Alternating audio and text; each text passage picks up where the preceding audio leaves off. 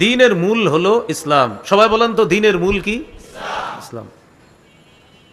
এরপরে নবী বলেন ওয়া আমুদুহুস সালাহ, দ্বীনের খুঁটি হলো নামাজ। ওয়া যিরওয়াতু সানামিহি আল জিহাদ, দ্বীনের সর্বোচ্চ শিখর হলো জিহাদ। সুবহানাল্লাহ। এই হাদিসটা বুঝেন, কয়টা কথা এখানে? তিনটা। দ্বীনের মূল বলেন ইসলাম, দ্বীনের খুঁটি সর্বোচ্চ শিখর জিহাদ। আবার দ্বীনের মূল কি? খুঁটি সর্বোচ্চ শিখর। কোন ব্যক্তি মুসলমান হয়েছে, তাহলে দ্বীনের মূল ভিত্তি পাওয়া গেছে তার মধ্যে, কিন্তু এখনো দ্বীন শক্তিশালী হয় নাই। যখন সে নামাজ পড়া শুরু করবে তাহলে তার দ্বীন শক্তিশালী হয়েছে। সুবহানাল্লাহ। কারণ দ্বীনের খুঁটি কি? নামাজ। দ্বীনের মূল হলো ইসলাম, ইসলাম গ্রহণ করছে, তাহলে দ্বীনের মূলটা পাইছে। হ্যাঁ, দ্বীন শক্তিশালী করার জন্য কি করতে হবে? দ্বীনের খুঁটি ধরতে হবে। দ্বীনের খুঁটি হলো নামাজ। কিন্তু এখনো উচ্চ শিখরে বুঝতে পারে নাই। উচ্চ শিখরে কিভাবে বুঝবে? দ্বীনের একটা বিধান হলো জিহাদ। এই জিহাদ যদি মেনে নেয়, এই জিহাদ হলো দ্বীনের সর্বোচ্চ শিখর, এই সর্বোচ্চ শিখর হলো জিহাদ। তাহলে দ্বীনের মূল ইসলাম, দ্বীনের খুঁটি নামাজ, আর দ্বীনের সর্বোচ্চ শিখর কি? জিহাদ। এই হাদিস থেকে আমরা জানলাম দ্বীনের খুঁটি হলো নামাজ। মেয়ারাজ থেকে যখন রসুল সাল্লাল্লাহু আলাইহি সাল্লাম দুনিয়ার দিকে রওনা করলেন, মুসা আলাইহিস সালামের সাথে সাক্ষাৎ। বুখারীর 349 নম্বর হাদিসে আছে কথাটা। মুসা আলাইহিস সালাতু ওয়াস সালাম বললেন, আপনার উম্মতকে আল্লাহ কি দিয়েছে?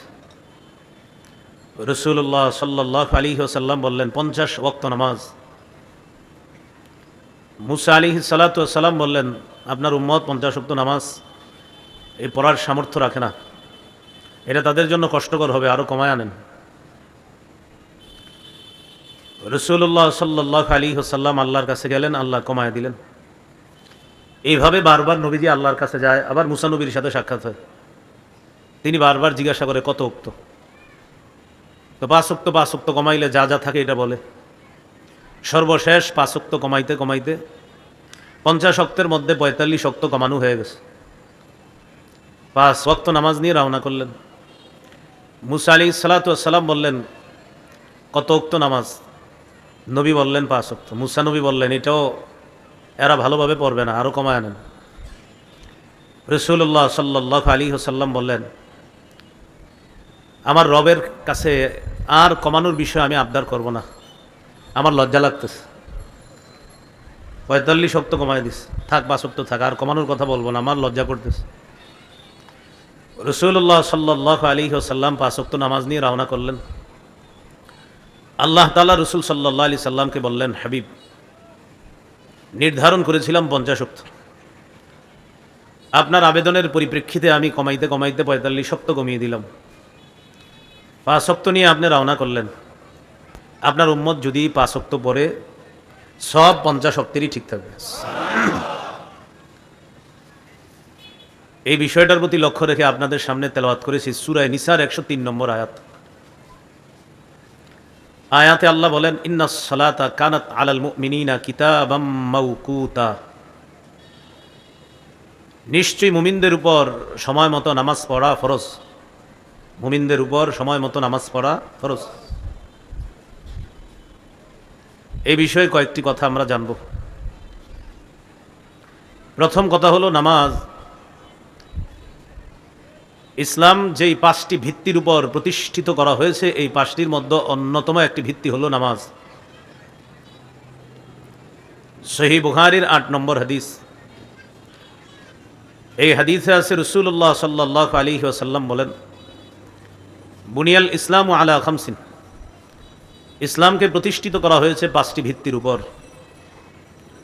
শাহাদাতি আল্লাহ ইলাহা ইল্লাল্লাহ ওয়া আন্না মুহাম্মাদুর রাসূলুল্লাহ, 1 নম্বর এই সাক্ষী দেওয়া যে আল্লাহ ছাড়া কোনো ইলাহ নাই, মুহাম্মদ সাল্লাল্লাহু আলাইহি ওয়াসাল্লাম আল্লাহর রাসূল। 2 নম্বর ওয়া ইকামিস সালাহ, নামাজ প্রতিষ্ঠিত করা। 3 নম্বর ওয়া ইতাইজ যাকাত, যাকাত আদায় করা।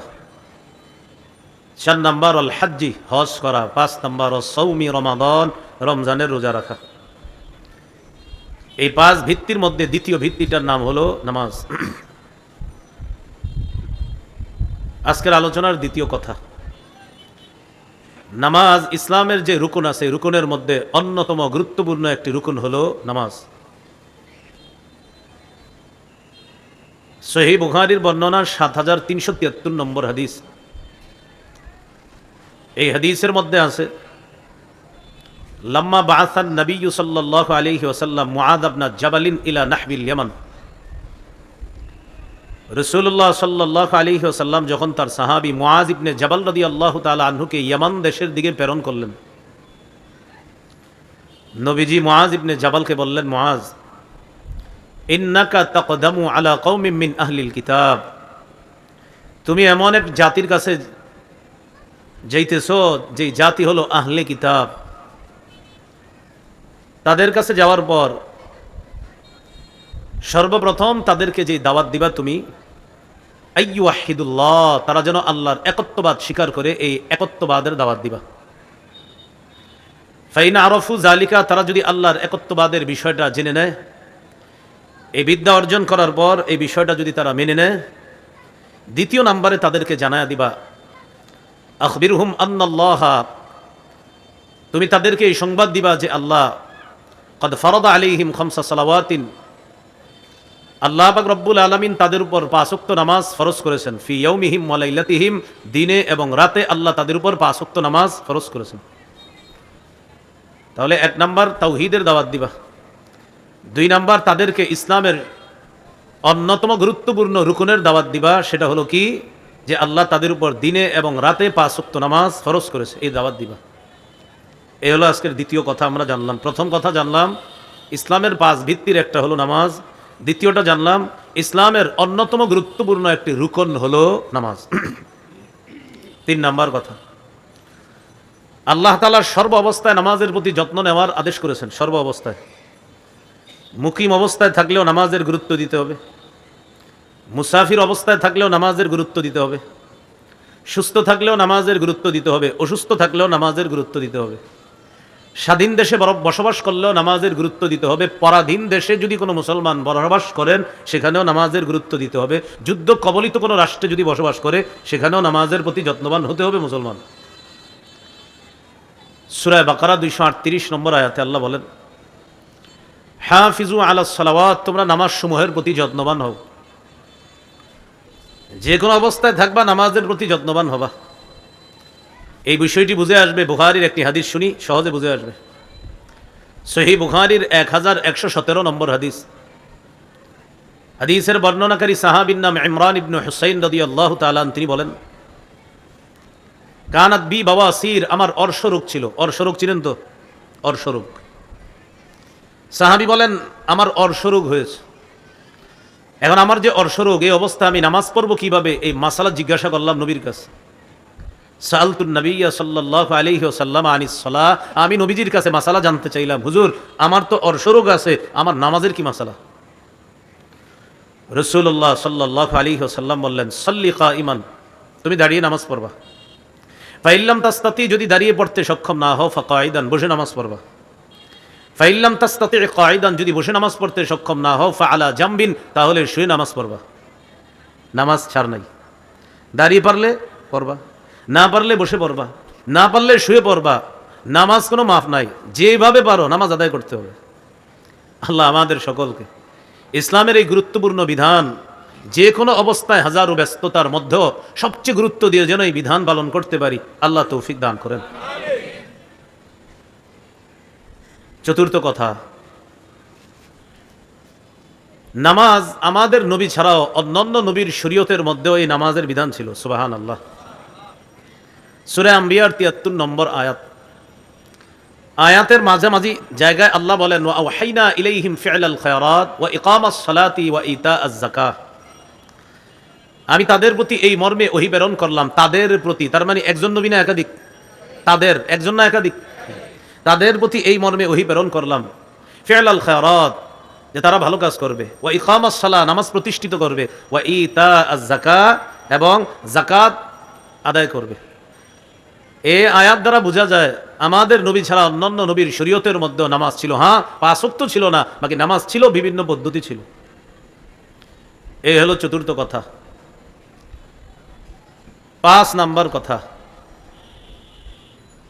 নামাজ এটা হলো দ্বীনের খুঁটি। বলেন তো ভাই, দ্বীনের খুঁটি কি?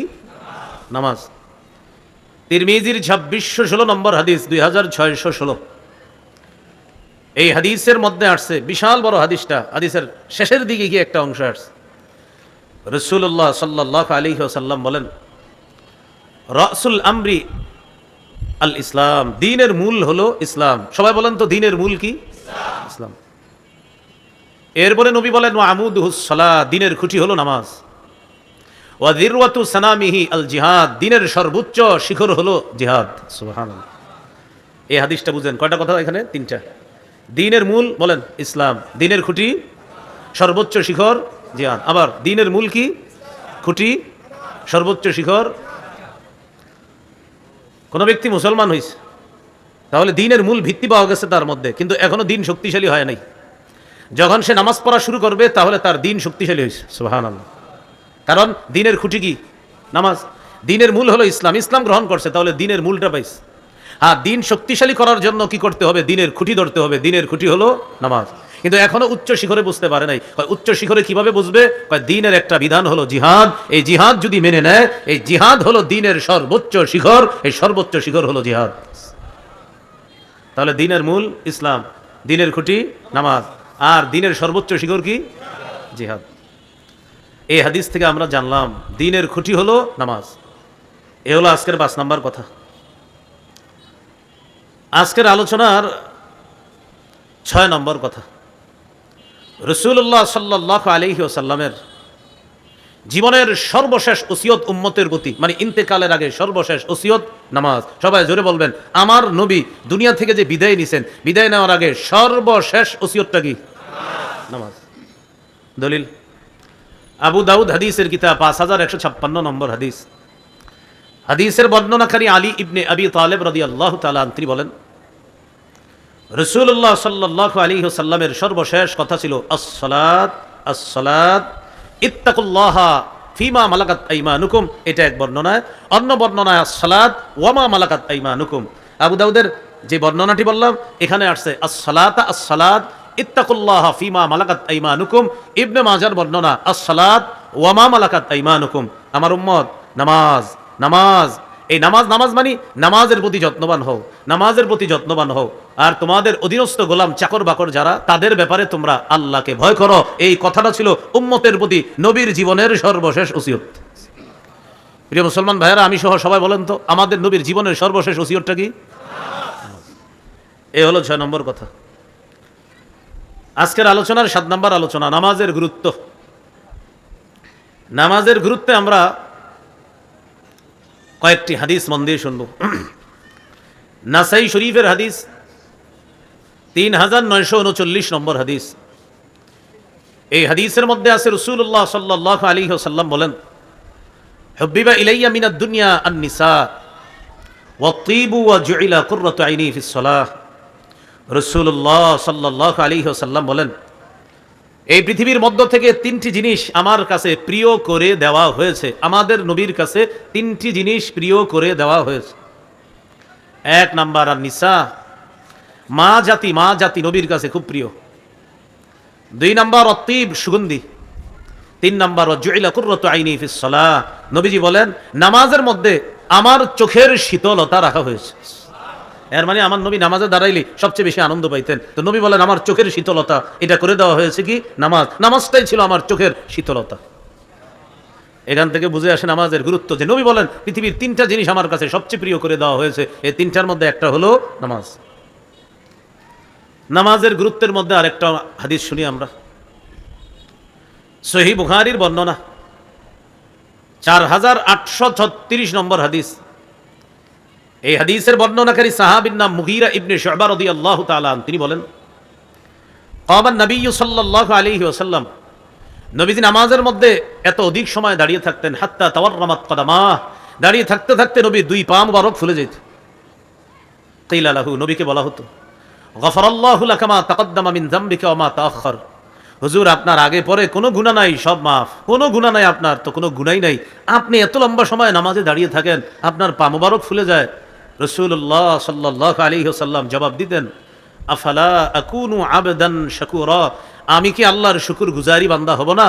যে আল্লাহ আমাকে এত বড় নেয়ামত দান করেছেন, এই আল্লাহর শুকরিয়া আদায় করার জন্য আমি লম্বা সময় নামাজের মধ্যে কাটিয়ে দিয়েছি। তাহলে বলেন তো, আমাদের নবী নামাজে কম সময় দাঁড়িয়ে থাকতেন না অনেক বেশি সময়? তো আমরা যদি নামাজে দাঁড়াই, কোনো কারণে যদি নামাজের মধ্যে কারেন্ট চলে যায়, দাড়িতে হাত দেয়, কপালে হাত দেয়, চেহারায় হাত দেয়, মেজাজ খারাপ, খালি থুরটা কইতে পারে না নামাজে, না বলে ফেলতো, ঠিক না? থুর যদি কর সুযোগ থাকতো বলে ফেলতো, মেজাজ খারাপ। বুখারীর আরেকটা হাদিস শুনেন, 1135 নম্বর হাদিস। এই হাদিসের মধ্যে আছে আব্দুল্লাহ ইবনে মাসউদ রাদিয়াল্লাহু তাআলা, নবীর একজন সাহাবী, তিনি বলেন, একদিন শখ করে আল্লাহ রাসূলের সাথে রাতের নামাজে দাঁড়াইছি। শখ বুঝেন তো? কেমনে বুঝাবো বাংলাটা? শখ মানে আউশ, মানে শখ শখ শখ বলেন আগ্রহ, আর শখ করে মানে আমার শখের জিনিস, এটা এরকম বলেন না, এই আর কি। নবীর সাথে শখ করে নামাজে দাঁড়াইছে। কোন নামাজ? রাতের নামাজ। মানে নবী রাতে যে তাহাজ্জুদ পড়ে, নফল পড়ে, এই নামাজে দাঁড়াইছে। সাহাবী শখে নবীর সাথে দাঁড়াইছে যে আজকে নবীর সাথে রাতে নামাজ পড়ুন। সাহাবী বলেন, শোনো কি ঘটনা ঘটছে জানো?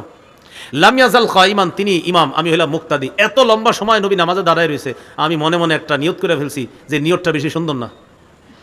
অন্যান্য সাহাবীরা বললেন, আপনি কি নিয়ত করছেন, আমরা একটু জানতে চাই। তো তিনি বলেন, হামামতু বিআমরি সাউইন, একটা মন্দ নিয়ত করে ফেলেছিলাম। তো অন্যরা জানতে চাইলেন নিয়তটা কি, একটু বলেন।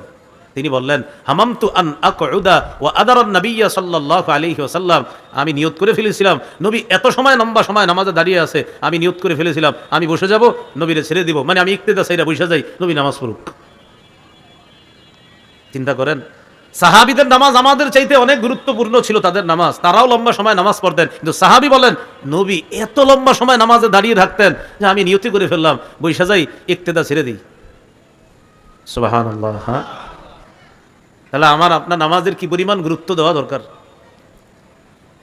নামাজের গুরুত্ব সম্পর্কে আরেকটা হাদিস শুনেন, এই হাদিসটাই নামাজের গুরুত্ব বোঝার জন্য যথেষ্ট। সহিহ বুখারীর 687 নম্বর হাদিস।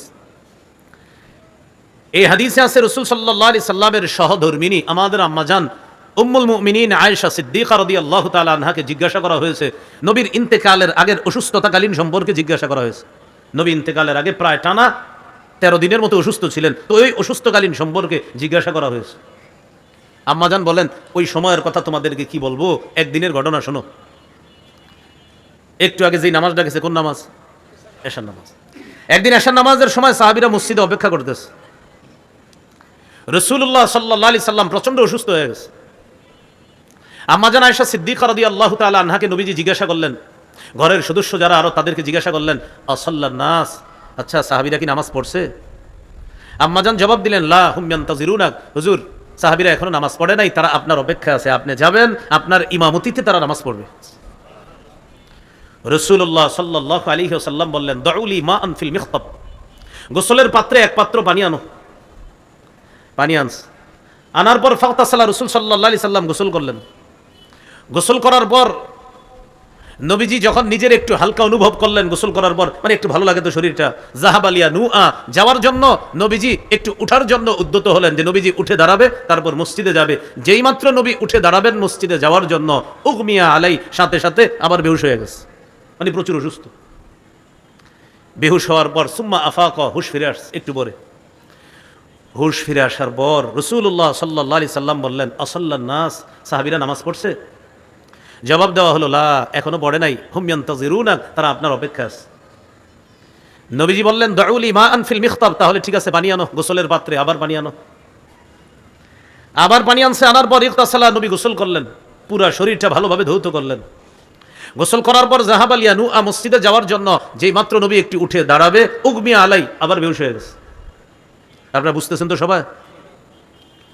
বেহুশ হওয়ার পর সুম্মা আফাকা, একটু পর হুশ ফিরে আসছে। এটা কোনো গল্প নয়, সহিহ বুখারী 687 নম্বর হাদিস। নবীজি যখন বেহুশ হয়ে গেছে, একটু পরে হুশ ফিরে আসছে। আসার পর নবী জিজ্ঞাসা করলেন, আসাল্লান নাস, সাহাবীরা নামাজ পড়ছে? জবাব দেওয়া হলো, লা হুম ইয়ান্তাজিরুনা, এখনো পড়ে নাই, আপনার অপেক্ষা আছে। নবীজি বললেন, দাউলি মাআন ফিল মিখতাব, গোসলের পাত্রে আরেক পাত্র পানি আনো। আবার পানি আনছে। আনার পর রাসূল সাল্লাল্লাহু আলাইহি সাল্লাম আবার নিজের শরীরটা ধৌত করেছেন। শরীর মুবারক ধৌত করার পর জাহাবালিয়া নুআ, আবার একটু দাঁড়িয়েছেন যাওয়ার জন্য, যেই মাত্র দাঁড়াতে উদ্যত হলেন, সাথে সাথে উগমিয়া আলাই, আবার বেহুশ হয়ে গেছে। কয়বার হলো? তিনবার। সুম্মা আফাকা, হুশ ফিরে আসছে। হুশ ফিরে আসার পর নবীজি বললেন, আসল্লা নাস, নামাজ পড়ছে? বললেন, হুজুর এখনো বলে নাই, অপেক্ষা আছে। নবীজি বললেন, আয়সা আমি মনে হয় যেতে পারবো না। একটা লোক ডাকো। নবী একজনকে ডাকলেন, ডাকায়া বললেন, যাও আবু বকরের কাছে যাও, গিয়ে আবু বকরকে বলো আবু বকর যেন সাহাবীদেরকে নামাজ পড়ায় দেয়। নামাজের প্রতি কি পরিমাণ গুরুত্ব থাকলে, যার আগে কোনো গুনাহ নাই, পরে কোনো গুনাহ নাই, আল্লাহর পরে যিনি শ্রেষ্ঠ এ ব্যাপারে কোনো সন্দেহ নাই, তিনি নামাজে যাওয়ার জন্য বারবার বেহুশ হইতেছে, আবার হুশ ফিরে আসে, আবার শরীর ধৌত করে নামাজে যাওয়ার জন্য। শেষে বললেন, আয়েশা আবু বকরকে বলো নামাজ পড়াইয়া দিতে। আম্মাজান বলেন, নাস উকুফুন ফিল মসজিদ, কয় শোনো, যেই নামাজের অপেক্ষায় সাহাবীরা ছিল সেটা হলো এশার নামাজের অপেক্ষায় সাহাবীরা মসজিদে ছিল। তো আম্মাজান বলেন, এইভাবে আমার আব্বা আবু বকর সিদ্দিকের ইমামতিতে সাহাবায়ে কেরাম নবীর অসুস্থতাকালীন সময়ে নামাজ পড়েছেন। একদিন জোহরের সময় বা আসরের সময় ঘটনা কি ঘটলো, নবীজি নিজের একটু হালকা অনুভব করলেন। হযরত আব্বাস, হযরত আলী রাদিয়াল্লাহু আনহুমা তাদের দুইজনের কাঁধে হাত দিয়ে আল্লাহ রাসূল হেঁটে হেঁটে মসজিদে গেলেন। আবু বকর সিদ্দিক তখন ইমামতির জায়গায়। আবু বকর সিদ্দিক সরে যেতে চাইলেন, নবী ইশারা করলেন, না ওখানেই থাকো, সুবহানাল্লাহ, সেখানেই থাকো। নবীজি গিয়ে বসলেন। আবু বকর সিদ্দিক নবীরে অনুসরণ করলেন। সাহাবীরা আবু বকর সিদ্দিককে ইক্তেদা করে নামাজ পড়লেন। সুবহানাল্লাহ। আল্লাহ আমাদেরকে নামাজের গুরুত্ব বুঝে পাঁচ ওয়াক্ত নামাজের গুরুত্ব দেওয়ার তৌফিক দান করেন। বলেন তো প্রিয় ভাইয়েরা, হাজারো ব্যস্ততার মাঝে সবচেয়ে গুরুত্ব দিব কি? নবীজির জীবনের সর্বশেষ ওসিয়ত ছিল আমাদের প্রতি কি? আল্লাহ আমাদের সকলকে নামাজের গুরুত্ব দেওয়ার তৌফিক দান করেন। এই গেল আজকের আলোচনার 7 নাম্বার আলোচনা। মনে আসেনি?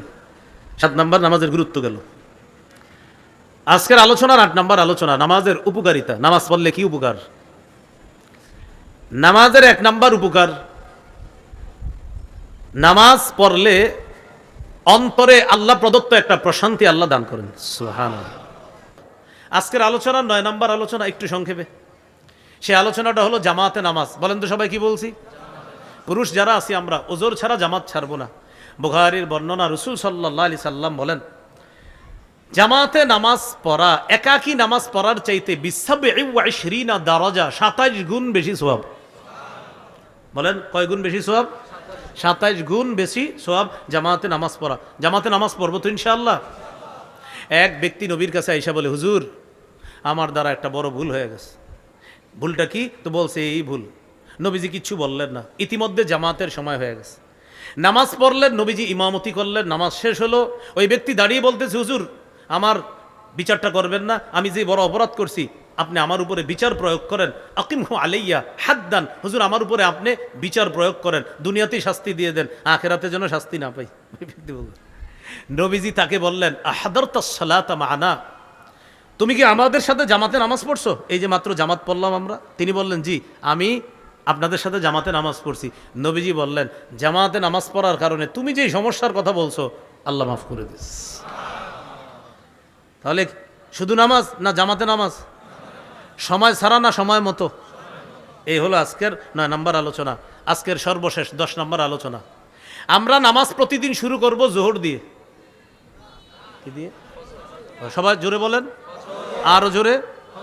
ফজর দিয়ে আমরা নামাজ শুরু করব। বলেন ইনশাআল্লাহ। হাদিসে আছে রাসূল সাল্লাল্লাহু আলাইহি সাল্লাম বলেন, বাশশিরিল মাশাঈনা ফিজ যুলাম ইলাল মাসাজিদি বিন-নূরি তামি ইয়াউমাল কিয়ামা, যারা অন্ধকারে হেঁটে মসজিদে যায় তাদেরকে কিয়ামতের ময়দানে পরিপূর্ণ নূরের সুসংবাদ জানায় দাও। এই হলো আজকের প্রথম অংশের আলোচনা। বাস 10টা আলোচনা গেল। সর্বশেষ, নামাজ না পড়লে কি ক্ষতি? সূরা মুদ্দাসসিরের 42-43 নম্বর আয়াতে আছে। জাহান্নামীদের ব্যাপারে জান্নাতীরা আলোচনা করবে। এরপরে করতে করতে এক পর্যায়ে বলবে, মা সালাকাকুম ফি সাকার, আচ্ছা তোমরা জাহান্নামে যে আসো, কোন জিনিস তোমাদেরকে জাহান্নামে ঢুকাইলো, দাখিল করাইলো, প্রবেশ করাইলো? তারা জবাব দিবে, লাম নাকু মিনাল মুসাল্লিন, আমরা নামাজ পড়তাম না। এই হলো 1 নাম্বার অপরাধ, এই জন্য আমরা এই জাহান্নামের মধ্যে আছি। সূরা মারিয়ামের 59 নম্বর আয়াতে আছে, ফাখালাফা মিন বাদিহিম খালফুন আদাউস সালাতা ফাসাউফা ইয়ালকাউনা ওয়াত্তাবাউশ শাহাওয়াত ফাসাউফা ইয়ালকাউনা গায়্যা। তাদের অনুগামী হলো একদল, যেই দলের স্বভাব ছিল এমন, আদাউস সালাহ, তারা নামাজ নষ্ট করত, ওয়াত্তাবাউশ শাহাওয়াত, তারা কুপ্রবৃত্তির অনুসরণ করলো, ফাসাউফা ইয়ালকাউনা গায়্যা, তারা গয়ের সাক্ষাৎ করবে। বলেন গাই, বলেন তো সবাই গাই। এই গয়ের অর্থ পথভ্রষ্টতা। তো আল্লাহ বলেন তারা ইয়ালকাউনা সাক্ষাৎ করবে অচিরে গাইয়া, কয় পথভ্রষ্টতার সাক্ষাৎ করবে। মানে কি হইল? পথভ্রষ্টতার সাক্ষাতের ব্যাখ্যা হলো পথভ্রষ্টতার যে পরিণাম সেই পরিণতির সাথে তারা সাক্ষাৎ করবে। মুফাসসিরিনে কেরাম বলেন গয় অর্থ যদিও পথভ্রষ্টতা, জাহান্নামের একটা এলাকা আছে, ওই এলাকাটার নামও গয় নামক এলাকা। ওই এলাকার মধ্যে থাকবে কারা? বেনামাজিরা। এই গয় নামক জাহান্নামের গর্তের মধ্যে যখন আগুন জ্বলবে, এত তাপ হবে আগুনের, অন্যান্য গর্ত আল্লাহর কাছে বলবে আল্লাহ এই গর্তের তাপ একটু কমাও, মানে অন্য গর্ত আগুন জ্বলে, আর বেনামাজিদের গর্তে যে আগুনটা জ্বলে, এই আগুনের গর্তের পাশে যে গর্তগুলা, ওই গর্ত আল্লাহর কাছে বানাছে বলবে আল্লাহ এই আগুনের মিটারটা একটু কমায়া দাও। মানে এত ভয়ঙ্কর হবে আগুনের মিটার, অন্যান্য জাহান্নামের আগুন এই আগুনের ব্যাপারে আল্লাহর কাছে সুপারিশ করবে যে একটু কমাও। কোন গর্তে? যারা কারা থাকবে ওই গর্তে? বেনামাজিরা। বলেন কারা থাকবে সেই গর্তে? আল্লাহ আমাদেরকে হেফাজত করেন, আল্লাহ আমাদেরকে হেফাজত করেন। তাহলে ভাই নামাজ পড়বো তো ইনশাল্লাহ, সবাই নামাজ পড়বো তো ইনশাল্লাহ। মাথা যদি পাথর দিয়ে ফাটা হয় জিনিসটা কি খারাপ নাকি ভালো? বলেন তো। খারাপ। মাথা যদি পাথর দিয়ে ফাটা হয়। বুখারীর 1143 নম্বর হাদিস। এই হাদিসে আছে নবী একটা স্বপ্ন দেখছিলেন। এই হাদিসে সংক্ষেপে আছে, অন্য হাদিসে লম্বা আছে। 7 শ্রেণীর ভয়ঙ্কর অপরাধীদের ব্যাপারে আলোচনা। বাকি এই হাদিসে ওই 7 শ্রেণীর এক শ্রেণীর কথা আসছে। নবীজি একটা স্বপ্ন দেখছে। সেটা কি? আল্লাযী ইউসলাগু রাসুহু বিল হাজার, এক ব্যক্তির মাথা পাথর দিয়ে ফাটা হচ্ছে। মাথা। নবীজি জিবরিল আমিনকে বললেন, জিবরিল এই লোকটাকে যার মাথা পাথর দিয়ে ফাটা হচ্ছে। নবীজি বললেন, হুজুর সে হলো ইয়াখুজুল কোরআন, যে কোরআন ধারণ করেছে, ফায়রফুজুহু আন, কিন্তু কোরআনের উপর আমল করে নাই। কোরআন ধারণ করেছে, কোরআনের উপর আমল করে নাই। আর ওয়ানামু আনিস সালাতিল মাকতুবা, ফরজ নামাজ থেকে সে ঘুমায়া থাকতো, উদাসীন থাকতো, নামাজ পড়তো না ঠিক মতো। এই জন্য তার এই শাস্তি হবে। কিয়ামতের আগ পর্যন্ত তার এই শাস্তি চলতে থাকবে। আর কিয়ামতের ময়দানে আবার এরপরে জাহান্নামের শাস্তি তো আসি। আল্লাহ আমাদের সকলকে, আজকে আমাদের আলোচনার সূচনা হয়েছিল সূরা নিসার 103 নম্বর আয়াত আর বুখারী 349 নম্বর হাদিস দিয়ে, যে নবী মেরাজ থেকে যে পুরস্কারটা নিয়ে এসেছিলেন সেটা হলো নামাজ।